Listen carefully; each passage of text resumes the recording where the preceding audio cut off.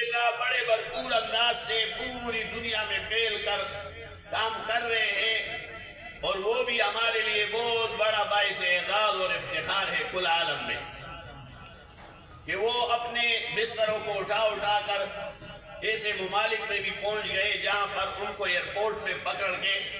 کئی دن حوالات میں رکھا گیا کہ یہ کہاں سے آئے عجیب قسم کے انداز میں کہ اپنے ساتھ بسترے بھی اٹھائے ہوئے ہیں اور ساتھ لوٹے بھی ہیں اور یہ سارے تو عجیب، لیکن اللہ تعالیٰ نے ان کے اثرات پھر پھیلائے ان علاقوں میں۔ اسی ایئرپورٹ پر جن کو پکڑا گیا تھا وہاں پر وہ اب درجنوں وہ مبلغین پیدا ہو گئے،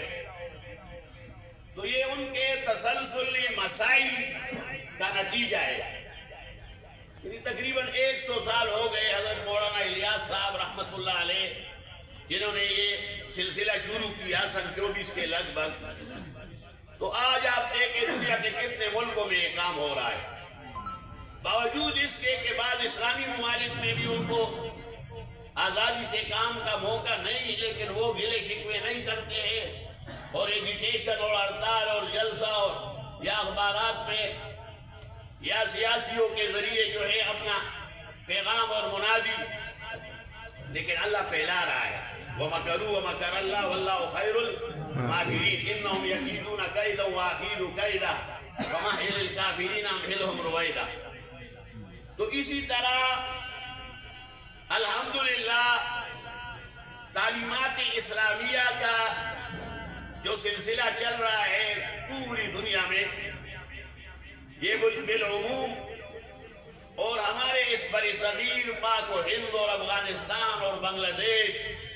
یہ 4-5 ممالک میں اسے دیکھ کر انسان حیران ہوتا ہے کہ ان اکابر نے کس طرح عظیم جو ہے مسائل وہ گروی کار لا کر اور اتنے باراور ثمرات حاصل کیے۔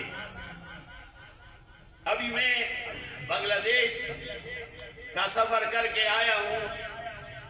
وہاں پہ ختم نبوت کی بہت بڑی اجتماع ہوئی اور کہتے ہیں کہ یہ پوری دنیا میں سب سے بڑی اجتماع تھی۔ اب عدد اس کا تو مجھے معلوم نہیں ہے، کسی نے کہا کہ 25 لاکھ تھا اور کسی نے کہا 30 لاکھ، لیکن وہاں ہم نے سر ہی سر دیکھے۔ سٹیج پر جب ہم پہنچے تو وہ عام مجمع سے ہو کر ہم گئے، نہ ہٹو بچو تھا، نہ یہ تھا کہ یہاں کوئی امن و امان کا کوئی مسئلہ ہو جائے گا، کوئی پٹاخہ یا کوئی، لیکن الحمدللہ ایک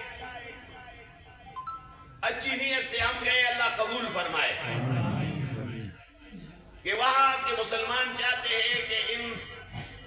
قادیانیوں کو غیر مسلم قرار دیا جائے آئینی طور پر۔